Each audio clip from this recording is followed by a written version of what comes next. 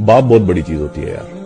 वो हमको वो सिखाता है जो दुनिया का कोई भी स्कूल या कॉलेज नहीं सिखा पाता, कि न कागज न कलम न किताब से सीखा है, जिंदगी जीने का हुनर अपने बाप से सीखा है। ചോദ്യം ചോദിക്കുന്നവരെ നിശബ്ദരാക്കുന്ന രാഷ്ട്രീയം, വിരൽ ചൂണ്ടുന്നവരെ വിലങ്ങണിയിക്കുന്ന രാഷ്ട്രീയം. പക്ഷെ എത്ര നിശബ്ദരാക്കിയാലും ഏത് തുറങ്കിലടച്ചാലും ചോദ്യം ചോദിക്കുക തന്നെ ചെയ്യും, ഉത്തരം തന്നേ പറ്റൂ. കാരണം ഈ രാജ്യം ഒരുത്തന്റെയും തന്തയുടെ വകയല്ല, ഇത് നമ്മുടെ രാജ്യമാണ്, നമ്മുടെ.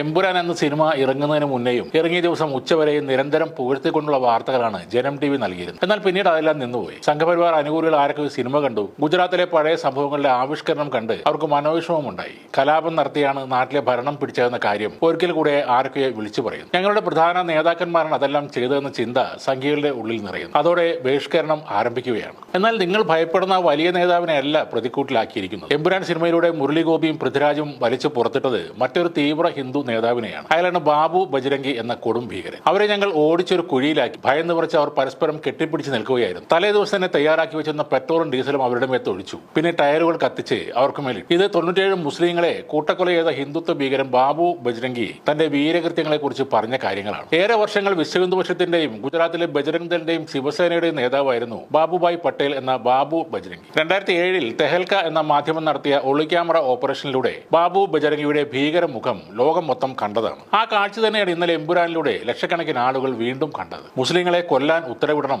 ഉന്നത ജാതിക്കാരും പണക്കാരും കൊല്ലാൻ ഇറങ്ങില്ല, ചേരിനിവാസികളും ദരിദ്രരും ആയ ആളുകൾ കൊല്ലാൻ ഇറങ്ങിക്കൊള്ളും, മുസ്ലിങ്ങളെ കൊന്ന് അവരുടെ സമ്പത്തെല്ലാം സ്വന്തമാക്കാമെന്ന് പറഞ്ഞാൽ 3 ദിവസം കൊണ്ട് ഇന്ത്യയിൽ നിന്ന് മുസ്ലിങ്ങൾ തുടച്ചു നീക്കപ്പെടും. ഇതൊക്കെയാണ് ആ ഭീകരൻ അന്ന് പറഞ്ഞത്. താനാണ് നരോദ പാർട്ടിയിൽ ആക്രമണത്തിന് തുടക്കമിട്ടതെന്നും ഗർഭിണിയുടെ വയർ പിളർത്തിയ കുഞ്ഞിനെ പുറത്തിട്ടത് താനാണെന്നും ബാബുഭായ് തുറന്നു പറഞ്ഞിരുന്നു. എന്നാൽ അതിൽ താൻ ഒരിക്കലും ഖേദിക്കുന്നില്ലെന്നും അവസരം ലഭിച്ചാൽ ഇനിയും കൊല്ലുമെന്നും തന്നെയാണ് അന്നും ബാബു പറഞ്ഞത്. ഇതൊക്കെ പെട്ടെന്ന് എങ്ങനെയാണ് പ്ലാൻ ചെയ്തെന്ന തെഹൽക്ക ടീമിന്റെ ചോദ്യത്തിന് ഒറ്റ രാത്രി കൊണ്ടാണ് എല്ലാം ചെയ്തതെന്നും 30ഓളം പേരുടെ ടീമിനെ താൻ അതിനായി സംഘടിപ്പിച്ചെന്നും തോക്കുകൾ ഉള്ള ആളുകളുടെ വീട്ടിൽ പോയി അത് വാങ്ങിയെന്നും വിസമ്മതിച്ചവരെ ഭീഷണിപ്പെടുത്തിയെന്നും അങ്ങനെ 23 തോക്കുകൾ ഒപ്പിച്ചുവെന്നുമാണ് ഇയാൾ പറയുന്നത്. എന്നാൽ ആരെയും വെടിവെച്ച് കൊല്ലേണ്ടി വന്നില്ലെന്നും ഒരു മസ്ജിദിനരികിലെ കുഴിയിൽ വെച്ചാണ് അവരെ തീർത്തതെന്നും അയാൾ പറയുന്നു. അന്ന് തന്നെ ആഭ്യന്തരമന്ത്രിയെയും വിശ്വഹിന്ദുപക്ഷ ജനറൽ സെക്രട്ടറി ജയ്ദീപ് പട്ടേലിനെയും വിളിച്ച് മരിച്ച ആളുകളുടെ എണ്ണവും പറഞ്ഞു. അതോടൊപ്പം ഇനിയെല്ലാം നിങ്ങളുടെ കയ്യിലാണെന്നും പറഞ്ഞുവെന്ന് വളരെ അഭിമാനത്തോടെയാണ് ഇയാൾ വെളിപ്പെടുത്തിയത്. ഇത്രയ്ക്കും മുസ്ലിങ്ങളെ കൊന്ന ശേഷം എന്ത് തോന്നിയെന്ന തെഹൽക്കയുടെ ചോദ്യത്തിന് അത് താൻ നന്നായി ആസ്വദിച്ചുവെന്നും ആഭ്യന്തരമന്ത്രിയെ വിളിച്ച് കാര്യങ്ങൾ പറഞ്ഞ ശേഷം താൻ സുഖമായി കിടന്നുറങ്ങിയെന്നുമാണ് ഇയാൾ പറഞ്ഞത്. ഒരൊറ്റ മുസ്ലിമിന്റെ കട പോലും വെറുതെ വിട്ടില്ല, എല്ലാം ഞങ്ങൾ തീയിട്ട് നശിപ്പിച്ചു. ഞങ്ങൾ വെട്ടിയ ആളുകളെയും തീയിട്ടു.